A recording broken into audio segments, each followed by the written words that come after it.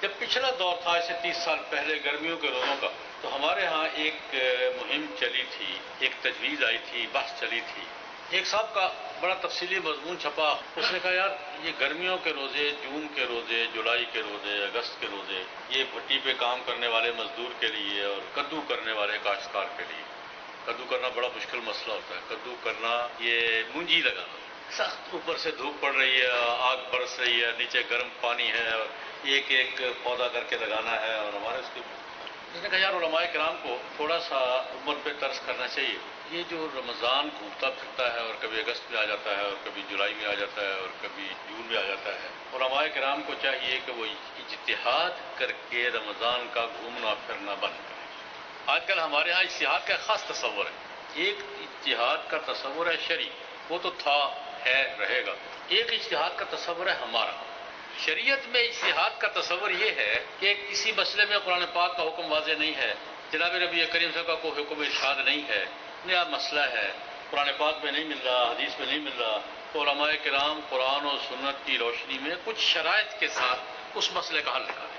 تو علماء کرام قرآن پاک میں ملتی جلتی مثالوں کو سامنے رکھ کر اس کا کوئی حل نکالیں۔ یہ ہے اجتہاد کا شرعی تصور۔ یہ لمبی بات ہے، اس پہ تفصیل کا وقت ہے۔ ہمارے ہاں اجتہاد کا تصور یہ ہے، نوجوان نسل کو ایک مغالطہ ہے کہ علماء کو کوئی ثوابدیدی اختیار حاصل ہے جو یہ استعمال نہیں کرتے، ضد کر جاتے ہیں۔ پرانی بات ہے، میں برطانیہ میں لندن سے مانچسٹر جا رہا تھا ٹرین پر، میری کیفیت حیرت یہی رہتی ہے الحمدللہ ہر جگہ۔ وہ ایک نوجوان نے مجھے دیکھا کہ مولوی صاحب بیٹھے ہوئے ہیں، وہ میرے پاس آ کے بیٹھا، السلام علیکم۔ وعلیکم۔ آپ مولانا صاحب ہیں؟ میں نے کہا یار لوگ یہی کہتے ہیں۔ آپ اجتہاد کر سکتے ہیں؟ کیا لازم؟ میں نے کہا یار مسئلہ بتاؤ، آپ کو اجتہاد کی اتھارٹی ہے؟ میں نے کہا یار تم مسئلہ بتاؤ، اگر مسئلہ سمجھ میں آیا تو مسئلے کا حل جو میرے پاس وہ بتا دوں۔ اس نے کہا بات اصل میں یہ ہے کہ میں الحمدللہ مسلمان ہوں، نماز پڑھتا ہوں، 5 وقت کی نماز پڑھتا ہوں، دوپہر کو میں جاب پہ جاتا ہوں جب تو ظہر اور عصر کا وقت گنجائش نہیں ہے، جاب ایسی ہے، غیر مسلم ملک ہے، تو میں نے ایک اجتہاد کر رکھا ہے، میں ظہر کی نماز پڑھتا ہوں فجر کے ساتھ اور عصر کی پڑھتا ہوں مغرب کے ساتھ، آپ اس کی اجازت دے دیں۔ یہ اجتہاد کا آج کا تصور ہے۔ میں نے کہا یار 50-50 کروں گا، آدھا آدھا۔ عصر کی جو مغرب کے ساتھ پڑھتے ہو یہ تو کسی درجے میں کہہ سکتا ہوں کہ قضا ہوئی ہے لیکن نماز ہو گئی ہے۔ ظہر کی جو فجر کے ساتھ پڑھتے ہو نا، یہ میرے پاس اتھارٹی نہیں ہے، یہ میں نے کہا بات یہ ہے کہ یہ اجتہاد مت کرو، میں تمہیں حل بتاتا ہوں اس کا۔ اچھی جاب کی تلاش کی کوشش کرو، ایسی جاب مل جائے جہاں تم نماز وقت پہ پڑھ سکو، کوشش کرتے رہو، جب تک نہیں ملتی ظہر اور عصر دونوں مغرب کے ساتھ پڑھ لیا کرو، قضا ہوں گی لیکن ہو جائے گی۔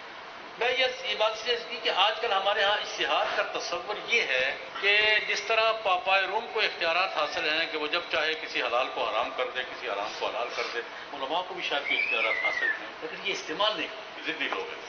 خیر اس نوجوان نے تجویز پیش کی کہ رمضان کو ایسا کیا جائے کہ علماء مل بیٹھیں اور اجتہاد کر کے رمضان کو کسی اچھے سے موسم میں باندھیں۔ تجویز دی اس نے کہ فروری کا مہینہ رمضان تھا اور 1 مارچ کی عید۔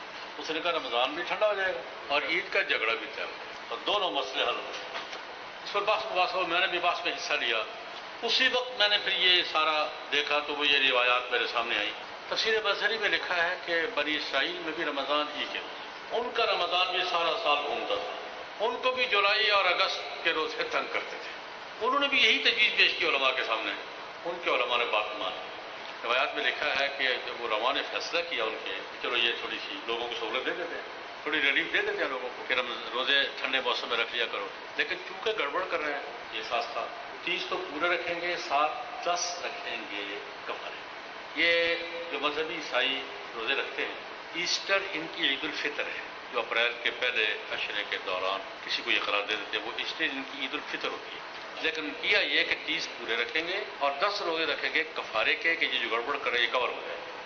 میں نے کہا یار بات یہ ہے، انہوں نے گڑبڑ کی تھی تو 30 سے 40 پہ گئے تھے اور تم ہم سے گڑبڑ کروا رہے ہو تو 30 سے 28 پہ لے جا رہے ہو، تو خدا کا خوف کرو یار۔ میں نے کہا کوئی خدا کا خوف کرو یار، 3 سال 28 کے اور چوتھے سال 29 کا، 30 ہمیشہ کری چھٹی جو سب سے مشکل روزہ ہو۔